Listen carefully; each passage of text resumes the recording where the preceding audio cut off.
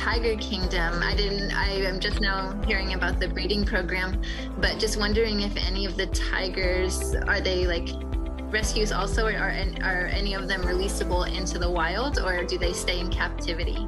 Because our tiger were born here in Tiger Kingdom in the captivity, so it's hard.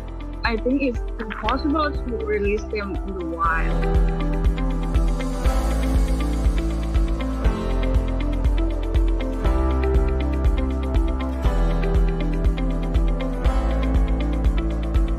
Thank you, Oakland Zoo. Thank you, Oakland Zoo. Thank you, Oakland Zoo. I appreciate y'all. I love y'all. Appreciate y'all. Thank you, Oakland Zoo. Thank you, Oakland Zoo. Thank you, Katie.